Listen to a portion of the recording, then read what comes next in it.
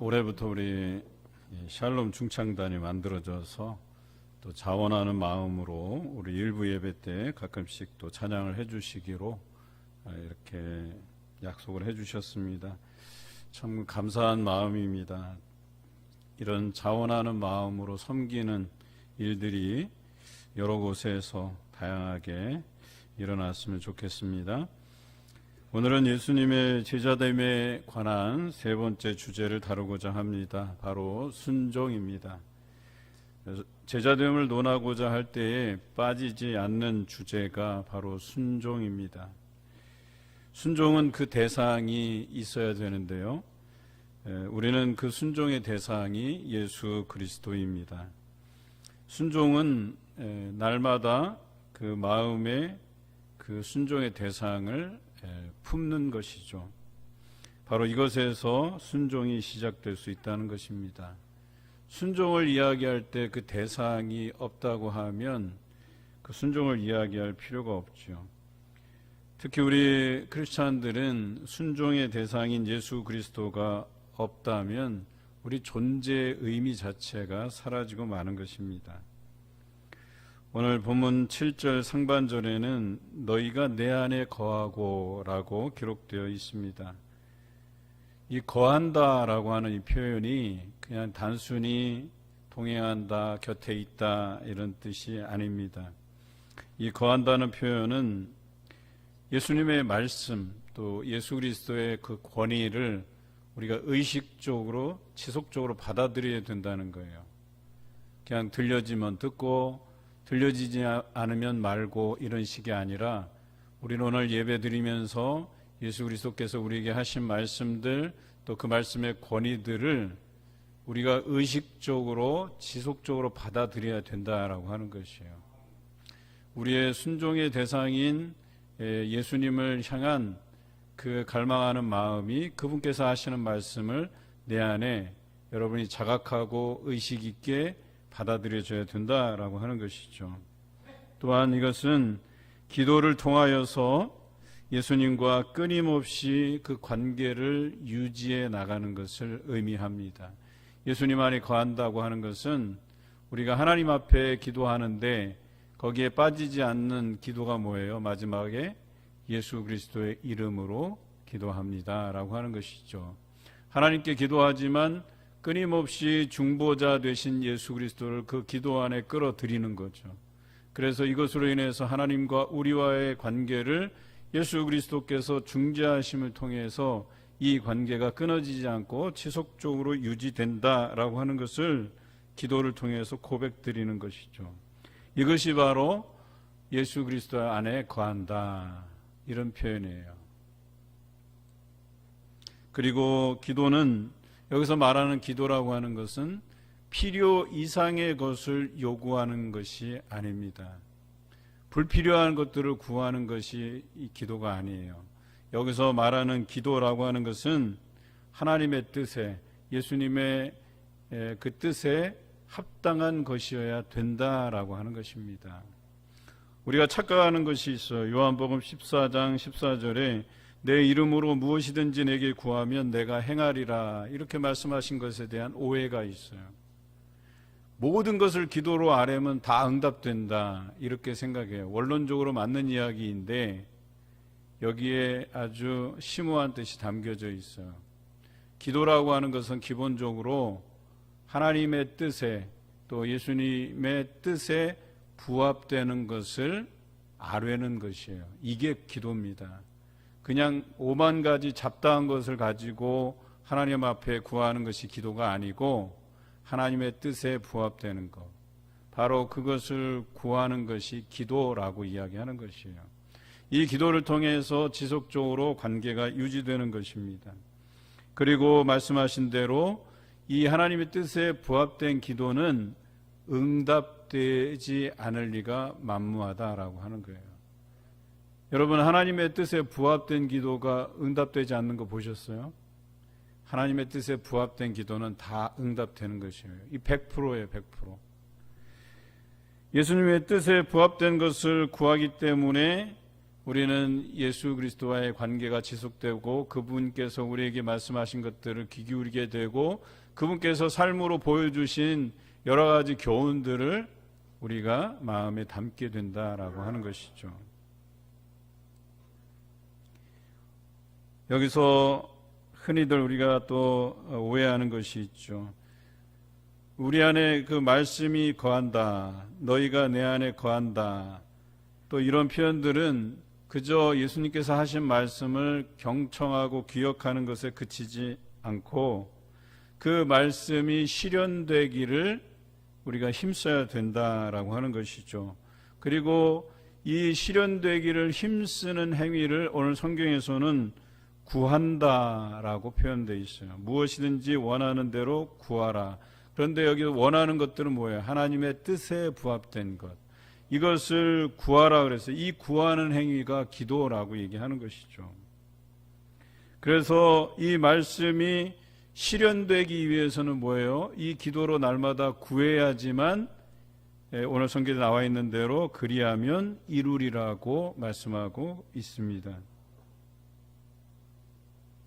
우리는 이 말씀에 대해서 그저 경청하고 기억하는 것에 그치지 않고 이것을 기도로 이루어가는 것, 즉 이룬다라는 표현은 우리 삶에 그 말씀이 녹아져서 실천된다라고 하는 것을 의미하죠. 아주 적극적인 의미입니다.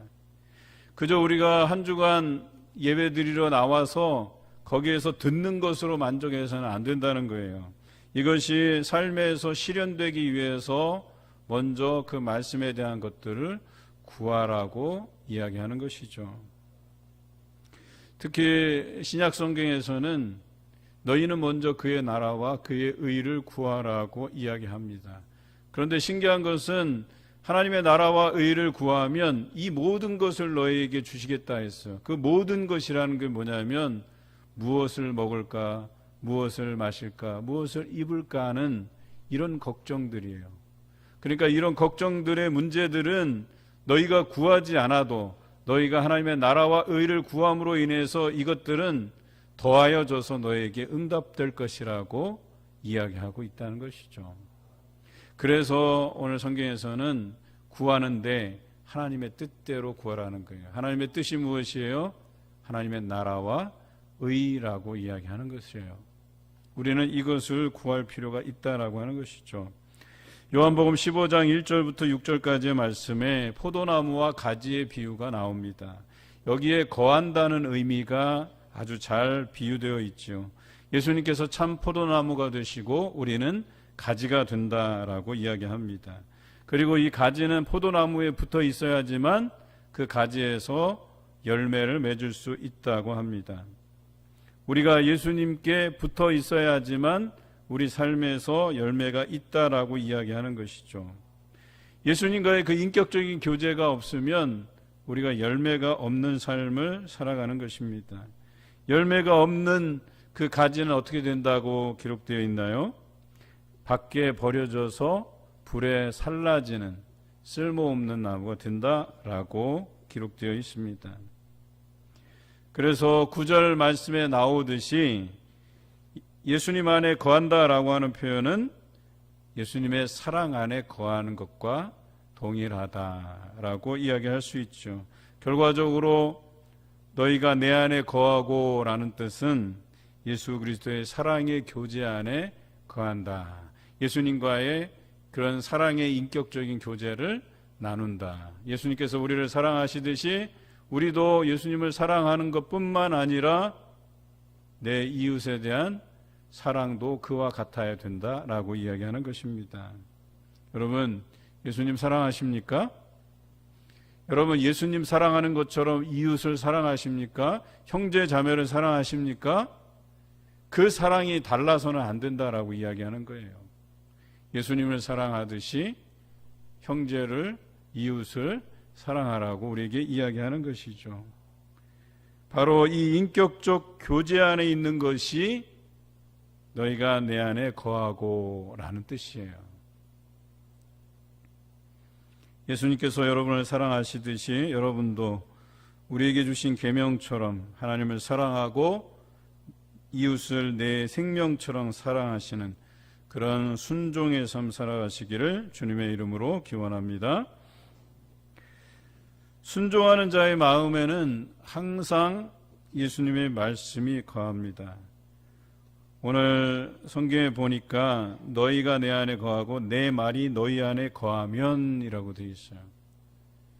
처음에는 이 순종이라는 것이 우리가 예수 그리스도 안에 거할 때 참 포도나무 대신 그 예수님께 가지된 우리가 그 접붙여질 때 그 가지가 포도나무에 매달려 있을 때에야 비로소 그 사랑의 인격적인 교제를 통해서 거기에서 열매가 맺어진다고 했어요. 그런데 중요한 것은 뭐예요? 이 나무로부터 영양분이 어디로 전달이 됩니까? 가지로 전달되지 않습니까? 그것과 같은 원리예요. 그래서 내 말이 너희 안에 거한다라고 하는 것은 참 포도나무 대신 예수님에게서 영양분이 그 가지인 우리에게 전달된다. 그 영양분이 무엇이겠습니까? 말씀이라고 하는 것이죠. 이 말씀이 바로 강력한 매개체가 된다라고 하는 것입니다. 예수님께서 우리 안에 머무시게 하는 구체적인 매개체인 이 말씀이 없이는 우리가 예수님 안에 거한다고 할 수도 없고 예수님께서 우리 안에 거한다고 말할 수도 없는 거예요. 여러분 한 주간 말씀으로 살아가셨습니까? 말씀을 읽고 묵상하셨습니까? 올 한 해 우리가 30필사를 목적으로 하고 있어요. 온 교우들이 이제 1독부터 시작해서 300독을 우리가 채우는 날까지 올해 못 채우면 뭐 내년까지 하면 되는 거고요. 또 30필사 또 30권의 성경책을 써가는 일에 또 사역을 시작할 것입니다. 여러분 말씀을 읽는다라고 하는 것, 묵상한다고 하는 것, 그것을 통해서 예수님께서는 우리 안에 거하신다라고 하는 거예요. 그런 사람이 그 사랑의 교제 안에서 순종이 가능해진다라고 오늘 성경은 이야기하는 것입니다. 성도가 구체적 삶의 자리에서 실존적인 결단을 내려야 할 때 우리가 가장 분명히 의존하는 것은 예수님의 말씀이에요. 여러분 예수님의 말씀이 없는데 우리가 삶에서 실제적으로 무엇을 결단할 수 있겠어요?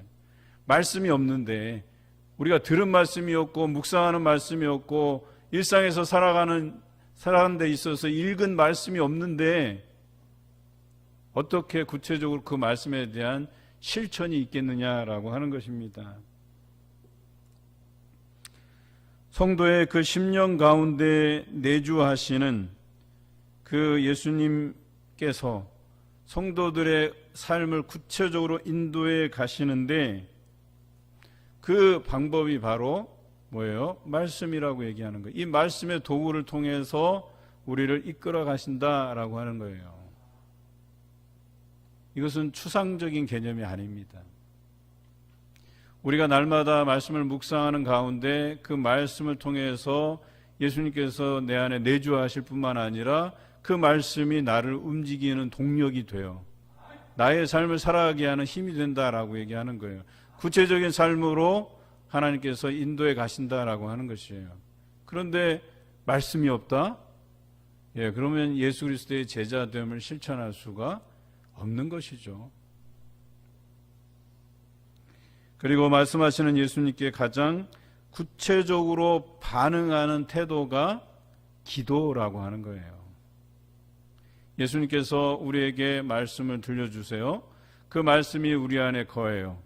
그러면 우리가 구체적으로 반응하는 그 첫 번째 그 반응하는 태도가 기도라고 얘기하는 거예요. 그래서 오늘 성경에 보면 무엇이든지 원하는 대로 구하라 그리하면 이루리라고 말씀하세요. 내 말이 너희 안에 거하면 우리가 그것에 대한 반응으로 기도하게 돼 있다는 거예요. 그리고 그 기도하는 것은 하나님의 뜻에 부합된 것을 기도로 아뢰게 돼 있다는 거예요. 그러면 하나님께서 하나님의 뜻에 부합된 그 기도에 대해서 100% 응답하지 않을 수가 없다는 거예요.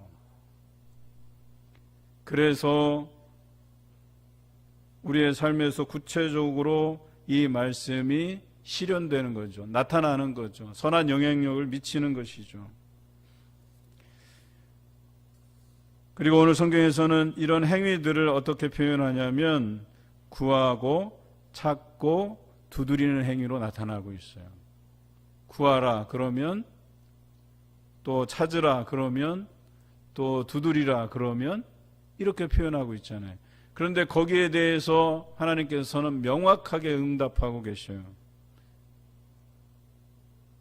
구하는 자가 얻는 것이고 찾는 자가 찾는 것이고 문을 두드리는 자가 문을 열 수 있는 것이죠. 이게 다 뭐예요? 우리가 들은 말씀에 대한 구체적인 기도의 반응을 통해서 그것이 우리의 삶에 나타난다는 거예요. 그것이 또 히브리서에서는 뭐라고 표현되어 있습니까? 믿음이라고 표현하고 있어요. 여러분, 기도에는 믿음이 수반되게 돼 있잖아요. 그리고 믿음은 바라는 것들의 실상이 된다 그랬어요. 여러분, 바라는 것은 있지 않아요. 있지 않는 것들을 바라는 거예요. 그런데 실상이 된대요. 우리가 보이는 것으로 나타난대요. 이것이 기도라고 하는 거예요. 말씀이 실현되는 거예요. 그런데 행하기만 하면, 행하기만 하고 기도가 없다. 그럼 어때요? 구체성은 있는데 방향성이 없어지는 거예요. 또 기도만 하고 행함이 없다. 그럼 방향성은 설정이 되는데 구체성이 사라지는 거예요. 그래서 기도하고 행하고 하는 것들은 같이 가야 되는 거예요. 기도는 방향성을 제시하고 행위는 구체성을 의미해요. 그래서 이 두 가지가 같이 갈 때에 올바른 방향성을 가지고 또 우리가 그 기도함을 통해서 그 말씀이 구체적으로 실현된다라고 이야기하는 것이죠. 예수 그리스도의 말씀이 우리 안에 거하면 우리가 구하게 되고 또 구하면 이루어 주신다라고 오늘 성경은 이야기하고 있는 것이죠. 헬라어 게네세타이라는 단어가 있어요. 이 게네세타이라는 단어가 이미 이루어졌다 이런 뜻이에요. 성경에서는 이루리라라고 표현되어 있잖아요. 그런데 이것은 완료형이에요. 이미 이루어졌다.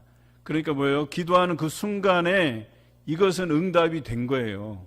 기도하는 그 순간에 하나님께서 이것을 이루어 주시겠다는 그 약속이 이미 우리에게 주어진 거예요. 우리 안에 당장에 눈에 보이지 않더라도 이 부분에 대해서는 분명하게 게네세타이라고 말씀하고 있어요. 이미 이루어졌다. 너희가 믿음으로 구하였기 때문에, 너희가 기도하였기 때문에 게네세타이, 이건 이루어진 것이다. 이렇게 표현하고 계세요. 마가복음 11장 24절에 그러므로 내가 너희에게 말하노니 무엇이든지 기도하고 구하는 것은 받은 줄로 믿으라. 그리하면 너희에게 그대로 되리라 라고 기록하고 있어요. 이게 같은 맥락이에요. 게네세타이라고 하는 것은 뭐예요? 우리가 예수 그리스도의 말씀을 듣고 구하는 그 즉시 그것은 이루어진 줄로 믿고 그 믿음 안에서 이것은 반드시 너에게 이루어지리라고 말씀하고 계시는 것이죠. 다시 앞서서 말씀드린 것처럼 그 기도는 하나님의 뜻대로 구하는 것이어야 된다라고 단서를 붙이고 있습니다. 여러분, 이 단순한 논리에 대해서 사람들의 반응이 뜨겁지가 않아요.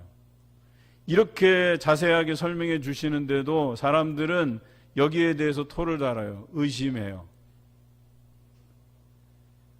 잘 반응하지 않는다는 것이죠. 단순히 주신 말씀을 받아들여서 기도하고 구하면 되는데 그렇게 하는 사람이 적다는 거예요. 여러분, 이상하지 않습니까? 이렇게 쉬운 논리, 간단한 논리임에도 불구하고 이것에 대해서 믿고 따르는 이가 적다는 것입니다. 선상수훈이 기록된 마태복음 5장에서 7장까지의 말씀에 보면 그 여러 가지 교훈을 주시는데요. 제가 몇 가지 나열해 보겠습니다. 복 있는 사람이 되라고 팔복을 선언하셨습니다. 세상의 소금과 빛이 되라고 말씀하셨죠. 또한 하나님의 계명을 지키라고 말씀하셨습니다. 노하지 말라고 하셨어요. 간음하지 말라. 헛맹세하지 마라. 악한 자를 대적하지 말고 원수를 사랑하라. 외식으로 금식하지 말라. 보물을 하늘에 쌓아두라. 비판하지 말라. 구하고 찾고 문을 두드리라. 또 열매를 맺어 천국에 들어가라. 그런데 이 주옥 같은 교훈을 하신 후에 7장의 마지막 부분에 우리에게 뭐라고 말씀하셨냐면, 나더러 주여 주여 하는 자마다 다 천국에 들어갈 것이 아니요 다만 하늘에 계신 내 아버지의 뜻대로 행하는 자라야 들어가리라. 이렇게 기록되어 있어요. 이 주옥 같은 말씀들을 주시고 이것을 행하는 자는 천국의 열쇠를 주시겠다고 말씀하시는데, 여전히 주여 주여 하는 자들이 있다는 거예요. 말로만 표현하는 사람이 있다는 거예요. 이것을 구체적으로 기도로 이루어가는 사람이 적다는 거예요. 또 비유로 말씀하시죠. 이런 말씀을 그대로 받고 행하는 자를 반석 위에 집을 지은 지혜로운 사람 같다고 이야기해요. 그런데 이 말씀을 듣고도 행하지 아니하는 사람, 기도로 구하지 않는 사람들은 모래 위에 집을 지은 어리석은 사람 같다고 이야기합니다. 비가 오고 바람이 불고 창수가 날 때에 반석 위의 집은 흔들리지 않지만 모래 위의 집은 금방 무너져 내린다고 이야기합니다. 여러분, 말씀을 열심히 듣고 경청하고 기억한다 해서 그것이 좋은 게 아니에요.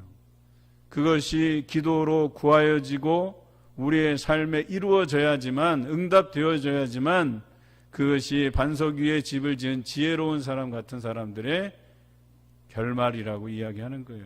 그렇지 않으면, 그냥 듣고 흘려버리면 그것에 대한 기도로 간구함이 없고 우리 삶에서 실천함이 없다고 한다면 모래 위에 집을 지은 사람처럼 여러 가지 어려움을 만나면 그냥 허물어진다, 헛수고가 된다 라고 이야기하는 것이죠.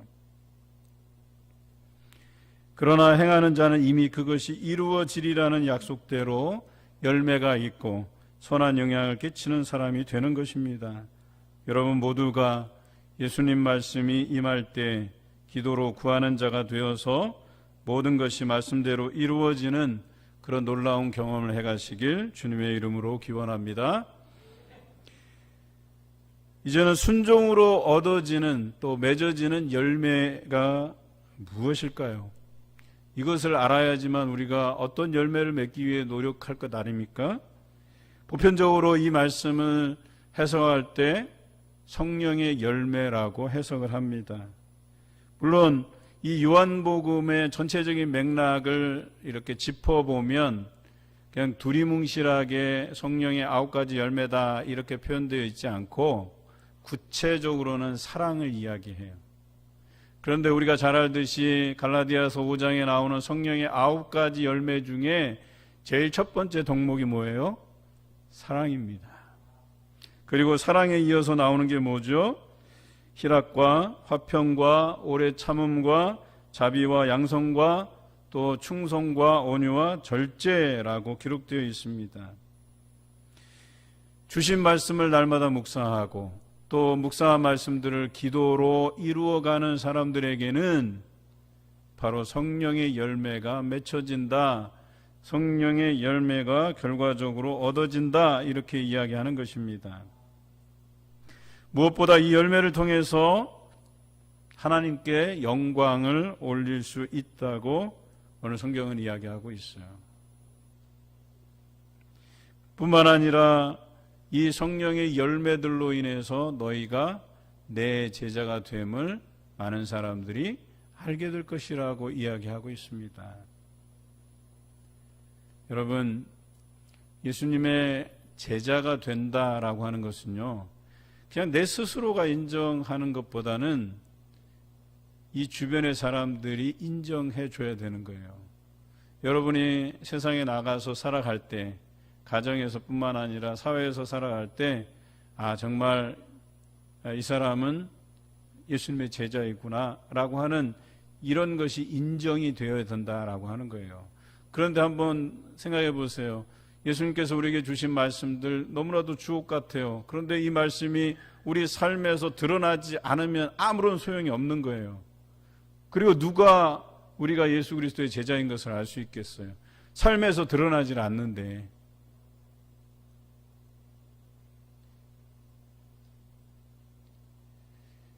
저는 중국이 참 부러운 것 중에 하나가 이 중국이 과거에 여러 사상가들을 낳았잖아요. 그리고 그 사상가 밑에 그 사상을 따르는 사람들이 있었단 말이에요. 그래서 그 사람의 말과 또 행실을 보면 이 사람이 누구의 영향을 받았는가를 금방 알 수가 있어요. 우리가 역사를 공부해 보면 알잖아요. 뭐 우리나라도 없지는 않아요. 우리나라도 아주 그 유명한 선생들이 있었어요. 그리고 그 선생들의 제자들 중에서는 그 선생을 뛰어넘는 자들도 있었고, 뭐 뛰어넘지는 못하더라도 그 선생님을 잘 따르고 배워서 그 말에 있어서, 생각에 있어서, 또 행동에 있어서 그 스승을 따르는 사람들이 있었다는 거예요. 그리고 사람들은 알아요. 이 사람이 누구의 제자구나, 누구에게서 배웠겠구나, 이런 것들을 알게 된다는 거예요. 그래서 그런 사람들을 무슨 학파라고 해서 우리가 이야기하지 않습니까? 그리스도 마찬가지예요. 그리스에서 발달된 그 철학을 보면 어느 학파가 있잖아요. 그런 학파에 따라서 자기가 추종하는 스승이 있었단 말이에요. 그런데 우리는 예수 그리스도의 제자들이라고 말하면서 과연 우리 안에 예수 그리스도의 생각, 예수 그리스도의 언어, 또 예수 그리스도의 행함이 우리 삶에서 나타나는가, 내 말을 통해서 선언되는가, 내 생각이 예수 그리스도와 함께하는 그 생각이 나누어지는가, 여기에 한번 우리가 초점을 맞춰보자는 거예요. 이런 것들이 나누어지고 행함을 통해서 실천이 되어야지만 사람들이 볼 때, 이 사람은 예수 믿는 사람이구나. 예수님이 가르쳐 주신 그 사랑, 그 섬김, 그 순종에 대해서 이 사람이 행함을 통해서 실천하는구나, 보여지는구나.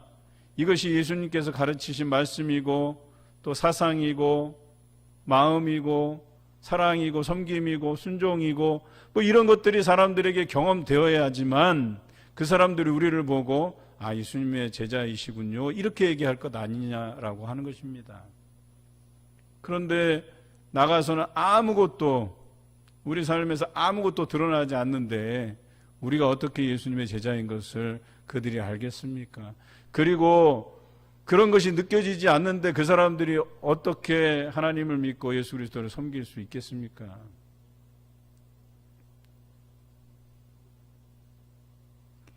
헬라어 이 페레테라는 게 있어요. 페레테. 이 페레테는 오늘 성경에 보면 너희가 맺는다, 이런 뜻이에요. 너희가 맺는다. 그러니까 열매를 맺는데, 이 맺는다라는 이 표현, 이 페레타라는 단어는요, 진행형이에요. 계속해서. 그러니까 뭐예요? 열매를 맺기는 맺는데 과거에 한번 맺은 걸로 끝나면 소용이 없는 거예요. 페레타의 의미가 아니에요. 이 페레타라고 하는 거는 지속적으로 열매를 맺는 거예요. 여러분, 감나무를 심었어요. 여기 감이 많이 나잖아요. 감이 한번 열매 맺고 그 다음부터 열매 맺지 않으면 어떻게 하겠어요? 쓸모가 없어요. 땅만 차지하는 거지. 여러분, 감나무가 해마다 감을 열어주어야지만 우리가 그 가치를 인정하고 그래도 놔둘 거 아니에요. 그런데 감이 안 열려요. 그 다음 해부터. 여러분 어떻게 하시겠어요? 잘라서 뗄감이라도 써야 될 거 아니에요. 아니면 다듬어서 뭐 다른 거라도 쓰든지, 아니면 뽑아버리고 거기다 다른 걸 심어야 될 거 아니에요. 마찬가지라는 거예요. 성령의 열매를 맺어야 되는데 그 열매라고 하는 것은 한 번 맺고 끝나는 게 아니라니까요. 계속해서 지속적으로 맺어야 되는 거예요. 올해 봉사하고 말 거예요. 내년까지만 하고 말지. 내후년까지만 하고 말지. 70세까지만 하고 말지. 아니에요, 여러분. 우리 목숨이 다하는 날까지 하나님 앞에 우리의 본분, 존재의 목적, 우리에게 맡기진 복음에 대한 사명, 이건 끝까지 하는 거예요. 열매를 맺지 않는 나무는 어떻게 된다 그랬어요? 버려지게 돼 있다니까요. 불에 태워지게 돼 있다니까요. 그런데 우리 스스로를 불에 태워지는 쓸모없는 나무처럼 내팽개쳐서 되겠냐라고 하는 거예요. 오늘 여기서 말하는 페레타, 너희가 맺는다. 무엇을 맺어요? 성령의 열매를 맺는데 어떻게 맺어요? 계속해서 맺는 거예요. 계속해서 매일같이 이 열매를 맺는 행위가 지속되어야 된다는 거예요.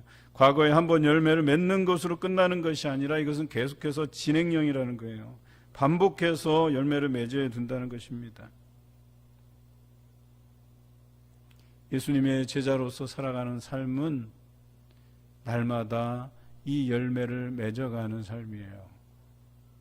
그리고 이 열매를 맺는다는 것은 단계가 있다고 그랬어요. 먼저 내가 예수 그리스도 안에 거하고, 그러면 예수님께로부터 들려지는 말씀이 우리에게 있을 것이고, 그리고 들려지는 그 말씀을 기도로 간구하면 하나님께서 이루어 주신다고 했어요.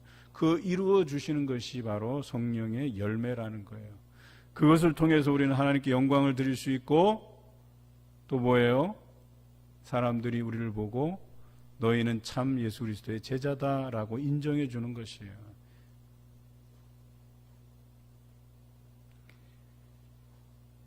여러분 모두가 삶에서 말씀으로 날마다 성령의 열매를 맺으시기를 주님의 이름으로 기원합니다.